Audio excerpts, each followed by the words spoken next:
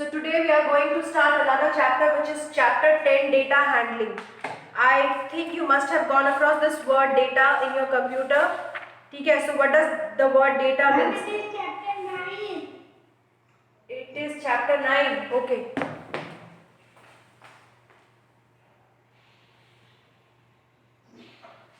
So it is chapter 9, data handling. So I think you must have gone across this word data in your computer. So what does the word data means? The word data is a collection of numbers gathered to give some information.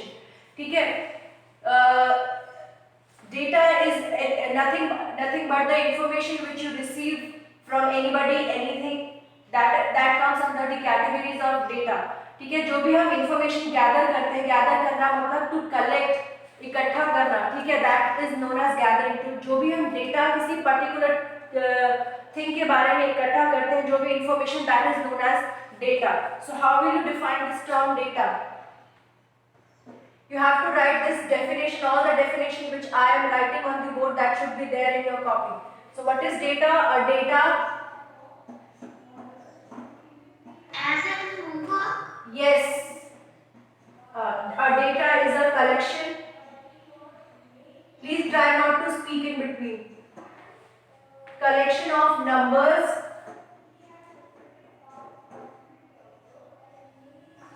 gathered to give some information. Gathered word means to collect.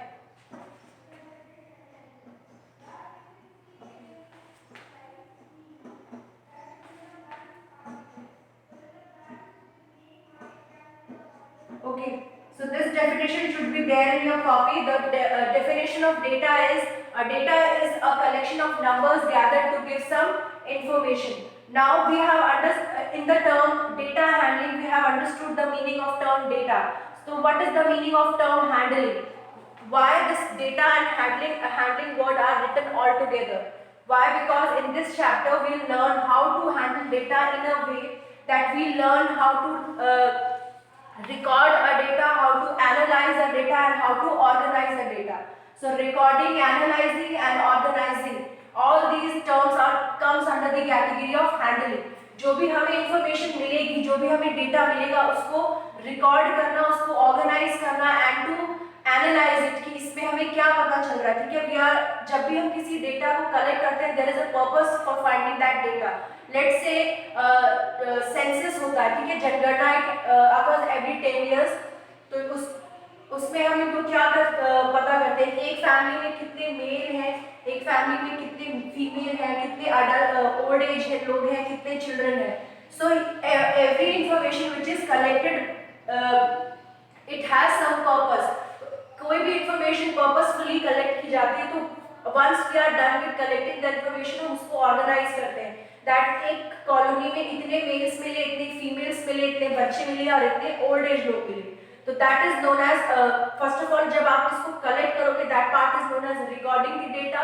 फिर उसको organise करेंगे हम कि mails कितने हैं, females कितने हैं, that is known as the organisation of data. और लास्ट में एनालाइज करेंगे. एनालाइज करना मतलब हमें अगर कोई उसमें से इंफॉर्मेशन डिड्यूस करनी है, तो we'll analyse the given information कि हमने, अच्छा इस सोसाइटी में, here I am talking about a particular society, तो इस सोसाइटी में इतने मेल मेंबर्स रहते हैं, इस सोसाइटी में इतनी फीमेल मेंबर्स रहती है, तो that is known as analysing. तो this term collectively, the recording part, the organization part and the analyzing part, all three are comes under the category of data handling. So in this particular chapter we'll see the different measures, how we can represent the data, क्या अलग अलग method हो सकते हैं. we'll learn to depict the data through tally marks, through pictograph and later on through bar graph also. So these are the measures which we are going to study in this chapter. Okay, is this clear everyone? Yes, ma'am. Yes. So let's see. Okay. So now we'll see the handling of data. Handling of data. The first thing which comes under this category is recording the data. सबसे पहले आप data को collect करोगे. Recording, you can say that collecting data, इसको collecting data भी कह सकते हैं, recording data. Let's say in our class we are doing a survey, ठीक है, सर्वे हम ये कर रहे हैं कि किसको कौन से फ्रूट्स पसंद है, तो will write the name of the children on one side and the fruit that which they want on the other side, ठीक है. So I am taking 1-2 examples also to make you understand, ठीक है. Here we will write name of student or the favorite fruit or the favorite color, anything you will choose. Let's say favorite color. Okay, so here you will write the name. जैसे suppose we have Ram. Ram's favorite color is white. Then we have another name Sita. Her favorite color is red. So this is known as recording of data. आपने जाके राम से particularly पूछा his favorite color, तो he said white color is his favorite. तो सीता के पास जाके पूछा तो she said that red color is her favorite.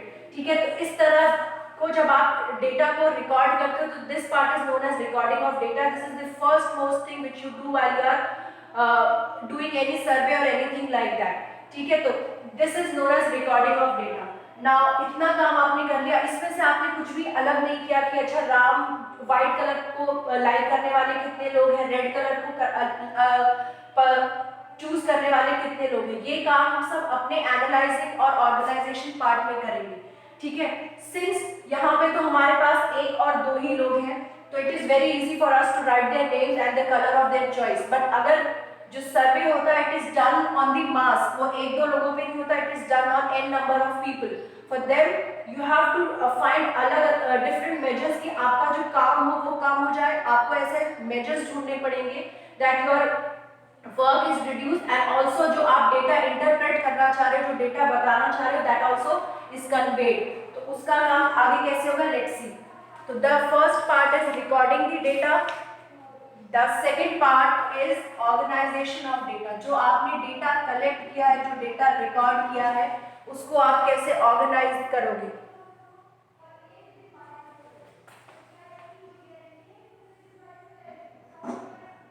Organization of data. Once you have recorded the data, you will organize the data. Organize कैसे करेंगे, उसको हम different measures में use करेंगे, ठीक है. तो what are the measures which we are going to use in your book? It is the measure which is given to you and which we have to study is the term tally marks.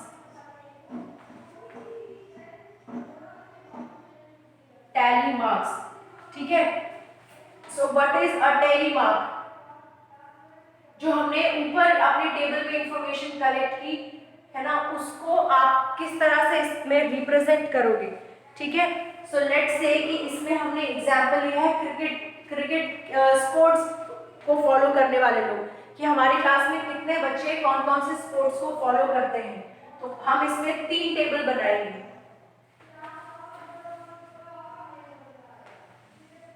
Suppose this is the table.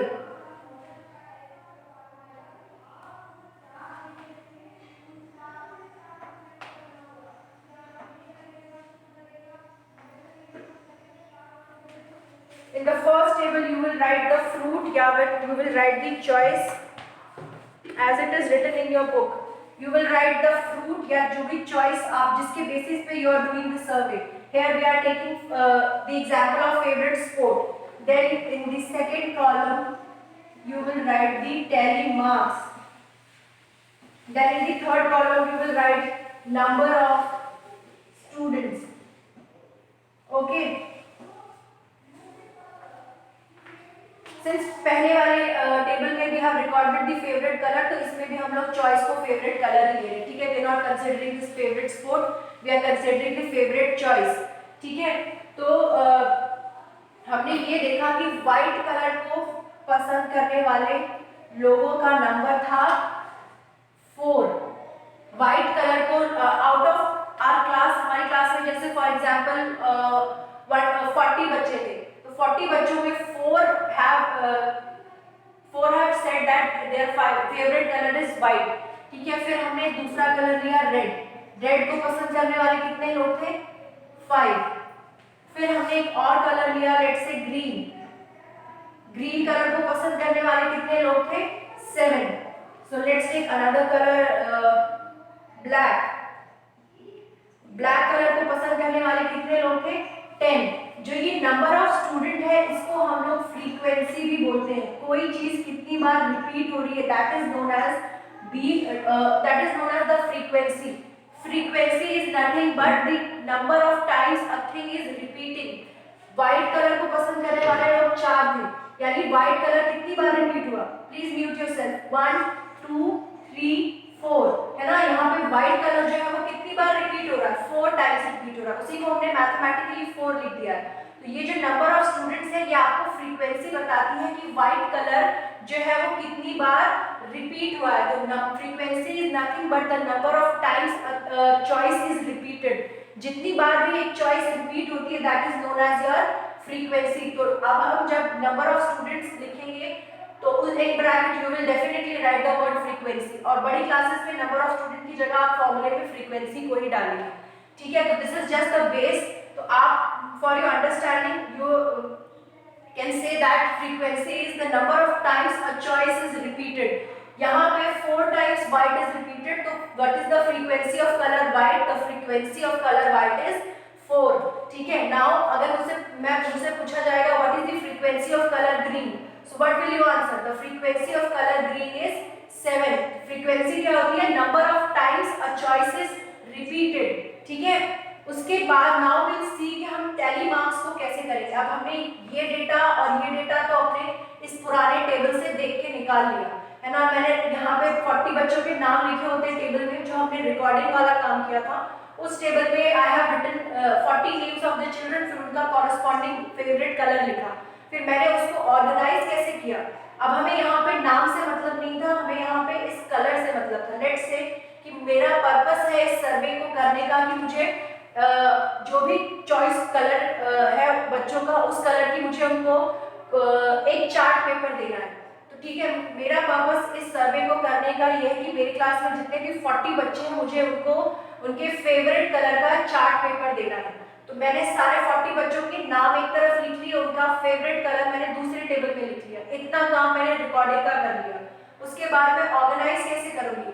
Recording करने के बाद मैंने organise किया कि अब मुझे अपनी demand charts की देनी है स्टेशनरी वाले को. तो मैं स्टेशनरी वाले को ये तो नहीं कहूंगी कि राम के लिए व्हाइट कलर ले आओ, सीता के लिए रेड कलर ले आओ या किसी और के लिए. मैं उसको एक कॉन्क्रीट इंफॉर्मेशन दूंगी that I have a requirement of 4 white charts, I have a requirement of 5 red charts. है ना. इसी तरह दूंगी क्योंकि नेम तो मैटर करेगा लेकिन वो बाद में मैटर करेगा. ये जो इन्फॉर्मेशन है I will forward this information to the stationery वाला. है ना. उसको मैं ये बताऊंगी कि I need 4 white charts, I need 7 red charts, I need 7 green charts and 5 red charts. तो ये जो है ये ऑर्गेनाइजेशन किया. अब इसमें टेली मार्क्स का रोल क्या है? Let's see. पहले तो देखते हैं टेली मार्क्स लगाते कैसे. टेली मार्क्स में सपोज कि एक अगर आपको 1 लिखना है तो you will put simply 1 line. है ना. 2 लिखना है तो यू विल पुट 2 लाइन. 3 लिखना है तो you will put 1 2 3 line. Spacing is very important. एक के ऊपर एक गंदी गंदी लाइंस मत ड्रॉ करना, स्पेस रखना है आपको. 4 लिखना है 1 2 3 4 लाइंस. उसके बाद if you have to write 5 तो आप 5 को जैसे सीरीज चली आ रही है उसके हिसाब से तो आपको 1 2 3 4 5 लिखना था. बट हम टेली मार्क्स में सिर्फ 4 तक ही लिखते हैं और जो 5th वाला रहता है उसको करते हैं क्रॉस. ठीक है. और क्रॉस भी 1 2 3 4 ऐसे वाला क्रॉस नहीं होगा. क्रॉस आपका 1 2 3 4 ऐसे वाला क्रॉस होगा. ठीक है. तो this thing you have to keep in mind. Again I am telling tally marks को कैसे मार्क करते हैं. 1 के लिए तो you will simply put 1 straight line. 2 के लिए again you will put 2 straight line. 3 के लिए अगेन 3 स्ट्रेट लाइन. 4 के लिए 4 straight line. But when it comes to 5 marking the tally marks of 5 आप 4 लाइंस को खींचोगे और एक स्लैंट लाइन बना दोगे. और इसको रीड कैसे करेंगे? 1 2 3 और 4 और ये जो स्लैंट लाइन है इसको आप 5 काउंट करोगे. तो इससे हम ये कंक्लूड कर सकते हैं कि टेली मार्क्स में जो स्ट्रेट लाइन होती है वो मैक्सिमम 4 ड्रॉ की जा सकती है और जो 5th लाइन होती है उसको हम स्लैंट करेंगे. उसी तरह से अगर मुझे 6th लिखना है तो 1 2 3 4 5 और 6 अलग से बनेगा. 7 लिखना है तो 1 2 3 4 5 6 7।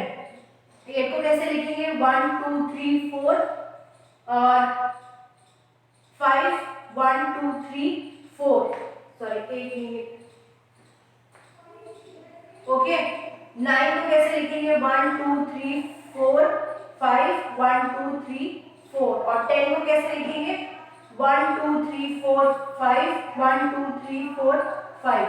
तो this is the way you will represent the tally marks, ठीक है। ये आपकी जब स्टैटिस्टिकल चीजें होती हैं जिसमें हम लोग सिर्फ डेटा के साथ काम करते हैं उसमें यूजफुल होती है।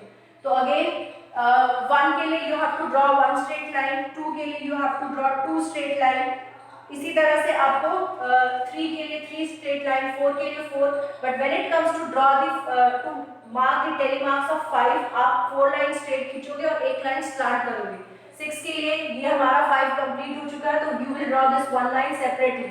7 के लिए 1 2 3 4 5 6 7 एंड सो ऑन। इस तरह से you will mark the tally marks of the given data. Okay, so this is how you mark the tally marks of the given frequency in a table. ठीक है, so here we have to mark 4, so you will mark 1 2 3 4. Again यहाँ पे 5 red की frequency, the number of students who have chosen red as their favorite choice is 5, so you will write 1 2 3 4 and 5. So the number of students, the frequency of students who have chosen green as their favorite color is 7. So frequency will be 1 2 3 4 5 6 and 7. Again the last color is black and the number of student, or you can say the frequency of student who have chosen black as their favorite color is 10. So 1 2 3 4 5 1 2 3 4 5. These are the ways in which you plot the tally marks of the given data, ठीक है। उसके बाद we have another method of representing या organizing the data, that is your pictograph. Okay, you must have seen कि अगर कोई information written form में दी हो और कोई information pictorial form में दी हो, तो what is more catchy to your eyes, आपकी जो ब्रेन में क्या ज़्यादा देर तक रहता है? क्लियरली जो इन्फॉर्मेशन पिक्चर के थ्रू दी जाती है। In our junior classes also हम लोगों ने जो एडिशन था या जो सब्ट्रैक्शन था उसको पिक्चर फॉर्म में ही पहले ऐड करना सीखा था before coming to adding the numbers, ठीक है। हम पहले कैसे करते थे? 2 एप्पल्स बनाते थे, है ना, उनको ऐड करके लिखते थे 2, फिर बाद में हमने ये 1 + 1 करना सीखा। सो जो पिक्टोरियल इन्फॉर्मेशन होती है दैट इज वेरी रिसेप्टिव, वो लॉन्गर टाइम के लिए हमारी मेमोरी में रहती है। तो इसको हम अपने डेटा के साथ कैसे रिलेट करेंगे, this we will study in pictograph. तो the next topic is your pictograph. So the next topic which we are going to study is, yes, it is under a category. Beta, please mute yourself. Okay, so the next topic which we are going to study is your pictograph. Pictograph is yet another method to represent the data, but unlike the tally marks, in इसमें we depict the data to pictorial form. ठीक है, either we draw ball, any object that is in picture form, और वो जो picture होती है that also represent a unit of data. ठीक है, सिर्फ कोई पिक्चर बनाने का ही काफी नहीं, you have to write the unit also कि वो जो पिक्चर आप ड्रॉ कर रहे हैं it is representing what. So we'll see through an example that how we represent our data through pictograph. A pictograph represents data through pictures of the objects, and in that pictures the unit of the data is also represented. So let's take an example. Okay, let's take an example.